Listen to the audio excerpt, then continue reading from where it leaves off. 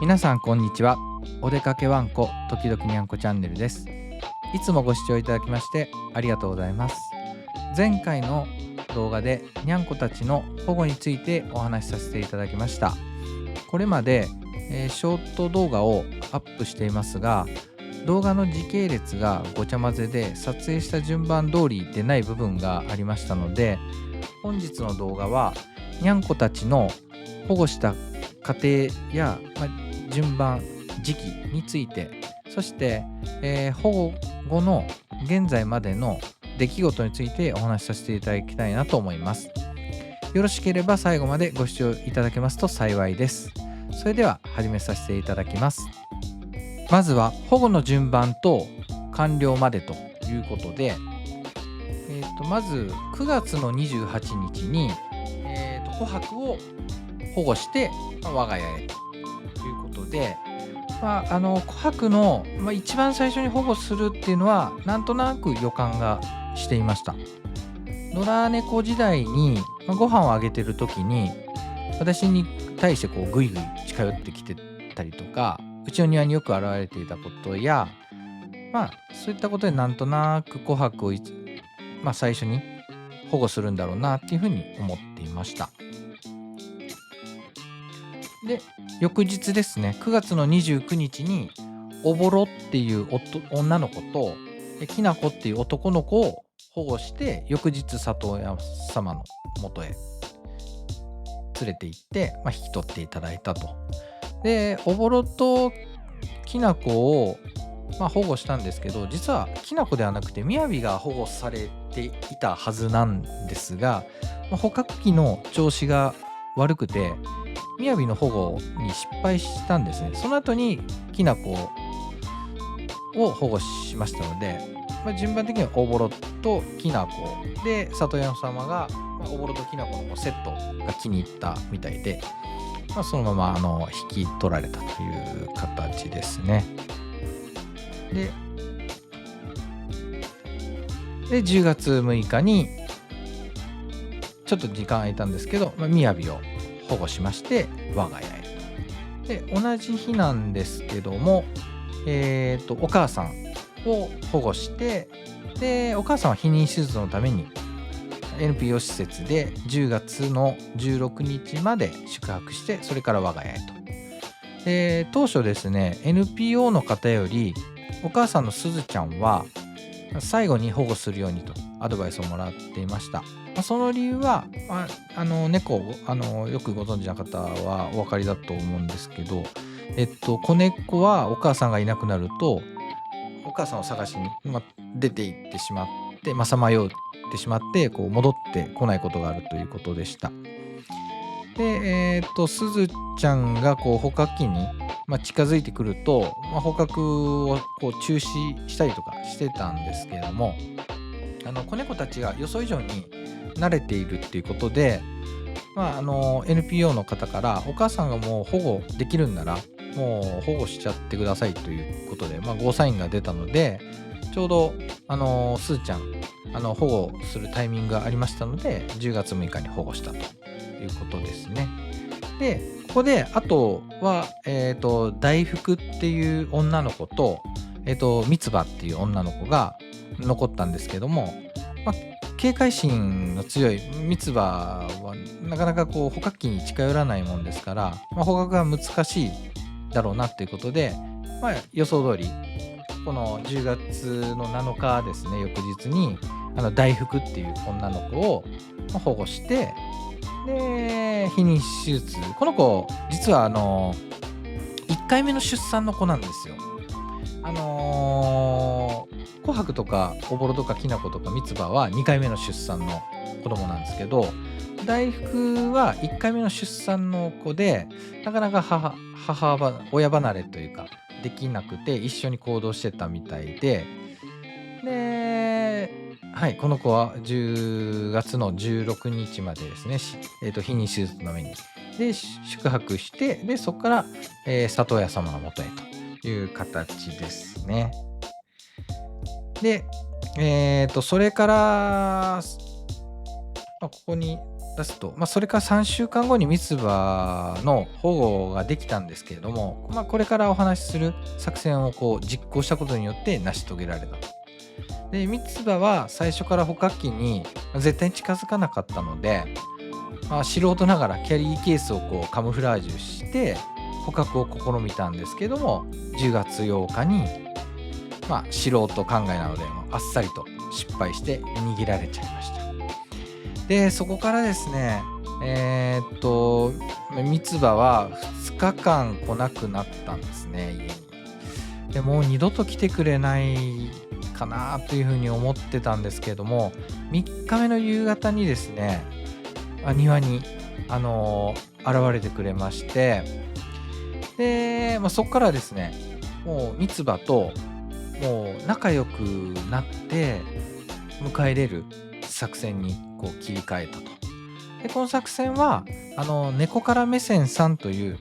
にゃんこの保護活動を有料ですが手伝ってくれる方々で、三つ葉保護の作戦をアドバイスいただきました。もうとにかく三つ葉と仲良くなって家の中に誘い込んで、でご飯を食べさせる状態までにして、で家の中で捕獲するというものでした。ですのでショート動画で三つ葉が家の中でご飯を食べる動画があったんですけれども、それは実は訓練の一環でした。で、そのためにですね、常に三つ葉と一緒にいるという状況を作りました。はい、で夕方ですね、帰宅して夜寝るまでのだいたい6時間とか7時間とかっていう時間を網戸1枚隔てて一緒にいました。で休みの日はもう一日中一緒にいましたね。途中三つ葉がどっか行ったりとかするので、しばらく帰ってこなかったりとかする感じもあったんですけど、基本的には網戸1枚で一緒にいるっていう形で、一緒にいましたね。でそこから少し寒くなってきてですね、私風呂上がりに湯冷めしてですね、大風邪ひいてしまったんですけども、そこから上着を着込んだりとかしてですね、対策して、三つ葉を一人にしないように心がけました。その回あってですね、家の中でご飯を食べれるようになりまして、で猫から目線さんの協力のもと、三つ葉ゲット作戦を実行しまして、無事に保護できたということです。で休日にですね、一日中網戸のところに、座っているためですね、途中何やってんねんみたいな感じにはなってしまったんですけど、そうでもしないと、子猫は母親がいなくなると母猫を探してさまよって戻ってこなくなるって聞いてましたので、意地でも三つ葉と一緒にいましたね。この20日間は、結構、きつかったんですけれども、保護猫活動をされている方でYouTube でおっしゃってたんですけども、私たち人間がですね諦めると、にゃんこたちのこのにゃん生を諦めることになるとおっしゃっていましたので、なるほどという思いで、必死で三つ葉をもうつなぎ止めてましたね、この20日間。はい、その回あって、無事保護できて本当に嬉しく思ってます。次にですね、にゃんこを飼育し始めて分かったことですね。これちょっと主観とちょっとワンコとうちのチワワとの比較もちょっと入ったりもするんですけども、一般的にこうですっていうわけではありませんが、あくまで私の主観ということでお話しさせていただきます。でまず爪が鋭くて尖っている、簡単に傷ついて血が出るっていう、よく漫画とかでにゃんこに引っかかれて傷が3本線ができるみたいな、よくあると思うんですけど、アホなって思ってたんですけど、ほんまに鋭くて、ちょっと引っかかれただけで、爪を切ってない状態ですけどね、本当にすぐ流血するなって、俺びっくりしましたね。ほんまに尖ってるやんと思いました。はい、そこがまず分かったことですね。で、次に、下の表面がザラザラしてる。これはほんまびっくりしましたね。テチュールした時に、あれなんかザラザラしてると思いました。で、あれこれ、この猫ちゃんだけかなと思ったんですけど、他の子やってもザラザラしてますし、なんか、お皿舐めてる時なんかもう擦れてるような音がしてるんで、あ、にゃんこのベロ下ってこのザラザラしてんやっていう風にそこで思いましたね。はい。で、3つ目に、すり寄ってきた時の愛情がすごい。にゃんこってこう結構、まあ気分でこう寄ってきたりとか、するっていう風にこう聞いてたんですけども、こう、すり寄ってきた時のこの愛情の爆発力っていうんですかね、この瞬発力というか瞬間的な愛情がもうすごいですね。頭突きしてきたり、体をスリスリしてきたりと、もう喉鳴らしたり、ゴロニャーゴっていう感じの、この愛情の爆発力っていうのが本当にすごいなって、本当可愛いなって思いましたね。で、次にですね、夜は寝るって。昼間もほぼ寝てるんですけど、夜ってなんとなくイメージでは、ね、盛りがついてる時に外でニャーとかって言ってるイメージがあるんで、夜は割と活動してるのかなって思ってたんですけど、夜も活動はするらしいんですけど、基本的には朝方と夕方っていう風に、調べるとなんか書いてあったりとかするので、そうなん、夜寝るんやっていう風に、ちょっとびっくりしました。で、次に、これ賢いなと思ったんですけど、トイレ失敗しないですね。ほんと賢いなっていう風に思いました。もうトイレ置いてたら、もう最初からもう勝手に砂ほじってやってたので、すごいなっていう風に思いましたね。本当に賢いの。ワンコとかって結構最初トイレ覚えるまで失敗したりとかするんですけど、にゃんこは、うちのにゃんこがたまたまなのかちょっとわからないんですけども、失敗しないですね。すごい安心です。ほんと賢いなと思いますね、にゃんこ。これね、ちょっと食べてるもんにもよるかもしれないんですけど、うんちがもう臭いワンコに比べて、いいね、匂いするなっていう、可愛らしいんですけどね。ちょっとこう、うんちがちょっと匂いがきついかなっていう風に思いましたね。で、次に、これ、ちょっとびっくりしたんですけど、意外と泣くなーって、なんか、たまにニャーっていうぐらいなんかなと思ってたんですけど、もう要求をしてる時の、ニャーニャーっていう泣くのがもうすごいですね。もう、琥珀なんてもう100点満点の泣き方するというか、もう漫画に出てきそうな泣き方っていうか、ニャーおーって、おーまで言うか、みたいな。本当にもう、こんな泣くんやってちょっと、驚きましたね。思ってた以上に泣くので。で、あとは、教えてもないのに、意外と返事をするっていう。名前呼んだりとか、なんか声かけると、にゃおとか、とか、意外とこう、会話が成り立つというか、これはね、結構びっくりしました。楽しいですね。こう、声かけても答えてくれるんで、答えてくれない時もあるんですけど、もちろん。結構答えてくれる方が多いですね。あとこれね、ちょっと心配になるんですけど、もうよく見失うというか、これは今、三つ葉に限るんですけど、三つ葉今、話してますんで、家の中で。時々いなくなった時にめちゃめちゃ探すんですよ。そしたら、タンスの上にいたりとか、ベッドと壁の隙間にいたりとか、もう隙間があったらそこにいるみたいな。下駄箱の下に行った時はほんまにわからなかったですね。ほんまにこれがね、ちょっと気をつけとかないと、一応気をつけてはいるんですよ。私たちが危ないくないように物をどかしたりとか一応してるんですけど、ちょいちょいこう見失ったりしますね。ちょっと気をつけなあかんなっていうふうに思いました。あとは、これ、ワンコに比べてなんですけど、ワンコってこ木にね、登れたり、高いとこ登れないんで、ワンコは横にしか動かないんですけど、それとワンコに比べてどっちかっていうと、上下に動いたり、垂直運動の方がにゃんこって多いのかなっていう感じがしましたね。横にもバーッと走ったりとかするんですけど、結構こう、上下に動くようなイメージがありましたね。で、これがね、一番ちょっと気使うとこなんですけど、繊細で神経質。よく特に音を立てたりとか、あと私階段をダダダダダダーって降りたりとかするので、ちょっと気をつけなあかんなって思うんですけど、その音とかで結構びっくりされて、ちょっとケージの中に戻ってったりとか、これはね、ちょっと本当にワンコの時はあんまり気にしてなかったんですけど、ちょっとにゃんこに対してちょっとこれ気をつけなあかんなっていうふうにちょっと、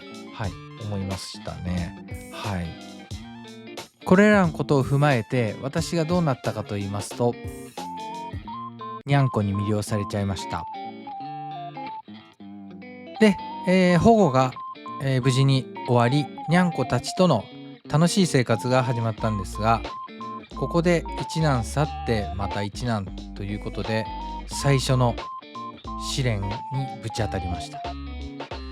これ、その試練っていうのがですね、にゃんこ全員猫風邪をひくという初心者にはいきなりのきつい試練がやってきました。10月下旬頃にお母さんのすずちゃんがですね、手術から戻ってきて1週間ぐらいですかね、こうくしゃみを始めて、猫風邪をひいてるということが分かりまして、どうも避妊手術待ちの施設でいただいたようなんですね。で、手術をするので、ワクチンをすーちゃんが接種できなかったっていうこともあり、防げなかったのかなという、ワクチン接種しても感染しないわけではないということなんですけれども、で、症状なんですけれども、まずすーちゃんの症状は、くしゃみを連発する程度で、それ以外の症状は、確認されなかったですね。くしゃみだけで済んだっていう感じなんですね。で、ひどかったのが、琥珀ですね。琥珀の症状は、もう右目がこう炎症を起こして、で赤くなって目の縁とか目とかですね、その辺がもう赤くなって、で炎症を起こして涙を流してましたし、で鼻詰まりですね、もう鼻ジュルジュル言わしてましたし、もうくしゃみなんかもう10連発ぐらいするみたいな、そんな感じでしたね。で鼻詰まりでもう鼻詰まると匂いしなくなって、そうすると食欲が落ちるみたいで全く食べなくなったんですね。でチュールとかも食べないレベルになりまして、これはあかんなっていうことで、病院に連れて行くんですけど、ここでね、この慣れていないにゃんこを洗濯ネットに入れてっていうまた試練が来まして、一応 YouTube とかでこういろいろ予習はしてたので、なんとか洗濯ネットの中に入れることができて、病院へ連れてって、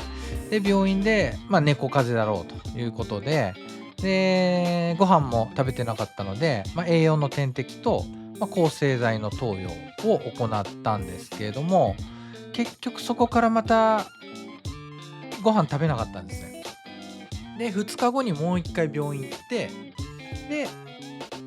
もう一回栄養の点滴と抗生剤を、投与していただいたと。で熱を測ってもらった時も、40度で、猫の、平均的な体温としてはだいたい38.5度付近ということなので、ちょっと熱出てるねっていう感じですね。で、そこでね、ご飯をこうなんとかして食べさせたかったんですけど、先生からこの鼻先にチュールをちょんとつけて、それを舐めたらもしかしたら食べるんじゃないかっていうアドバイスをいただいたので、なんとかして琥珀の鼻にチュールをこうつけたら、なんか最初はって感じで、なんかねこれみたいな感じで舐めてたんですけど、そっからなんかうまみたいな感じで食べ始めてくれて、でそっからチュール、硬いご飯はねちょっとさすがにまだ食べれないかなと思いまして、そこからチュールでなんとか数日間しのいで、食欲が最終的に改善して、で回復したということですね。琥珀は結構ひどかったですね。で次にですね、みやびの症状なんですけど、みやびは両目が炎症を起こして、で涙を流して、であとくしゃみも連発してましたね、結構。ただみやびは食欲があったので、自力でも乗り切りましたね。病院も行かずに、薬とかも特に飲まず、薬は抗生剤もらってたので、病院で抗生剤をご飯に混ぜてで食べさせてたんですけど、みやびは本当に食欲があって、もうガツガツ食べてたので、やっぱり体力も維持できて、で自力で乗り切りましたね。乗り切ってくれました、本当によく。はい、で次にですね、三つ葉の症状なんですけど、三つ葉はこの当時は保護したてだったんですね。なので、2階でもう猫風邪が蔓延してたので、三つ葉は1階で急遽ケージを準備して、で1階でこう隔離してたんですけれども、でも結局ね、病院の先生が、多分移るとは思うよってこう獣医師さんに言われてたんですけど、案の定結局1階にいてももらっちゃいまして、で右目が炎症を起こして涙を流すのと、もう鼻水ジュルジュル、くしゃみも10連発みたいな、そんな感じで、鼻水がひどかったので、病院で、栄養の点滴と抗生剤の、投与を、行ってもらいました。で、ただ三つ葉も食欲があったので、乗り切ってくれましたね。抗生剤入れてもらったんですけれども、乗り切りました。で、すずちゃん、琥珀、みやびは2階におり、三つ葉は1階にいるんですけど、結局、家が吹き抜けになってるんで、結局感染したっていう感じですね。で、猫風邪の、感染力の恐ろしさを知りましたね。猫風邪っていうのは、ヘルペス、人間の、でもあると思うんですけど、ヘルペスは通常神経節にこう潜んでいて、で免疫が落ちてくるとこう出てくるんですけど、猫風邪もそうみたいで、だから猫風邪もこれからどんどんこう繰り返して、免疫が落ちれば繰り返していく可能性もありますんで、今回どの風邪の種類なのかがちょっとわからないんですけれども、ちょっと注意していきたいなというふうに思いました。本当にね、これ猫初心者にはもういきなりのしんどい試練でしたね。本当になんとかもう乗り切れたんですけど、今視聴者の方がですね、視聴者様がニャンミルク、日動のニャンミルクを教えていただいて、今それをずっと飲ませてるんですけど、今のところはなんか元気で、いてくれてるので、本当にアドバイスいただいて本当にありがたかったです。助かりました、本当。なんとか試練を乗り越えたという感じでございます。で、次にですね、にゃんこと暮らしてみてよかったことをちょっとお話しさせていただきたいなと思います。にゃんこはこう福を呼ぶというふうに聞いたことがあるんですけれども、まさにその通りになってきました。で、まずもう毎日が充実していると。もう4匹もにゃんこいるので、トイレの掃除だけでも結構な回数ですし、ご飯、おやつ、一緒に遊ぶ、そして撮影と意外と忙しくて充実していますね。で、次に、YouTube を多くの方々に見てもらえるようになりました。いろいろな方がチャンネルを覗きに来てもらえるようになりました。で、今と同じ感じで、これからもですね、ゆるーくのんびりと投稿していきたいというふうに思います。基本的にはショート動画を中心に、ショート動画が集まったらまとめて長編動画を出すっていう多分スタイルになるとは思うんですけれども、はい、そういうふうにゆるーくのんびりとやっていきたいと思います。で、次に YouTube の多くの方々とコメント交流できたと。いろいろな方よりアドバイスをいただいて非常に助かっております。で、アドバイス通りにすると、やはり良い方向に進むので、非常に心強いですね。本当にありがたいです。で、あと、近所の方々との交流が増えましたね。にゃんこの件で近所の方々と話をするようになりました。で、家の周りは、住宅街なんですけども、割と古くから住んでる方が多く、年配の方が多く住んでいるので、そんなに町内の交流ってなかったんですけども、このにゃんこの件以降ですね、すごい交流が多くなりましたね。里親さんも近所の、猫友おばちゃん、すごいいい方のところに、おぼろときなこが行ってるんですけども、そういった感じで、にゃんこ、この件以降ですね、本当に近所の交流が増えましたね。本当に嬉し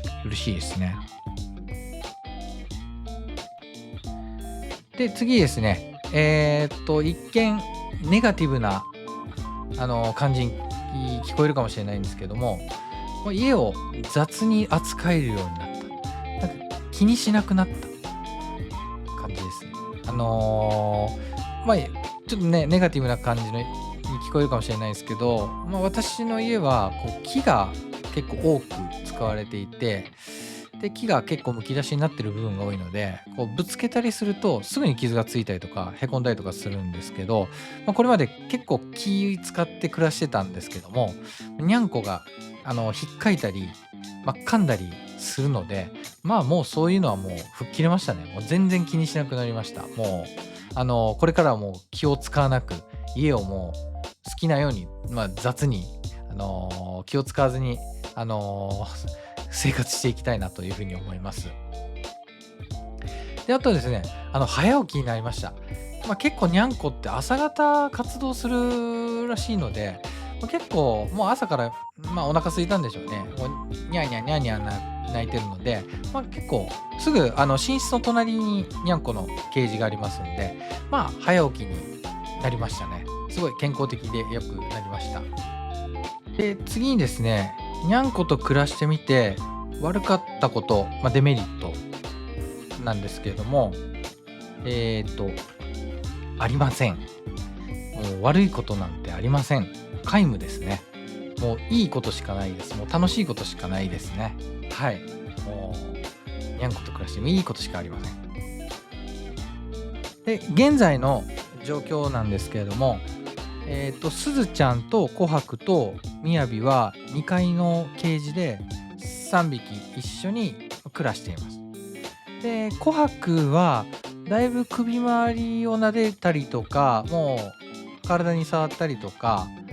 もう猫パンチとかも優しい猫パンチも爪も出てないような感じで、噛むこともないですし、逃げなくもなりましたし、だいぶ琥珀もう少しかなっていうところまで来てます。なので、もうちょっとしたら出していきたい、ケージの外に出していきたいなっていうふうに思ってます。で、すずちゃんとみやびはやっぱりまだすぐ逃げられてですね、ケージ内の野良化が、進んでます。なので、今人慣ればかりに目がいってるんですけども、運動不足のこともアドバイスをいただきまして、これからはですね、隣が寝室なので、その寝室のスペースにですね、にゃんこたちをうまく誘い出して、そこでちょっと自由にさせて運動させつつ、そこに一緒に入って人慣れ訓練もしていきたいなというふうに予定をしております。で、三つ葉はですね、1階のリビングのケージからは、出てですね、チワワたちと、一緒に過ごす訓練をしておりまして、だいぶ仲良くなりまして、今はですね、夜は私のベッドでチワワ2匹と三つ葉で、寝るまでになりました。で、2階の、ケージの前で、すずちゃん琥珀、みやびに、近づいて慣れさせているところですね。だいぶ三つ葉が、最初の頃は3匹に対してかなりシャーシャー威嚇してたんですけど、今もう威嚇しなくなりまして、近日中には三つ葉をケージの中に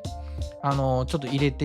みようかなっていうふうには考えています。ただ三つ葉はもう外で十分暮らしていけるので、お母さんのそばに行きたいとか、ケージの中に入りたいっていう時にはケージの中に入れてあげて、外に出たいっていう時には外に出してあげようかなって、そういう感じで三つ葉はやっていこうかなと思います。で、三つ葉とこう触れ合うのを3匹のすずちゃん、琥珀、みやびにこう見せつつ、この3匹に近づいていこうかなというふうに、考えております。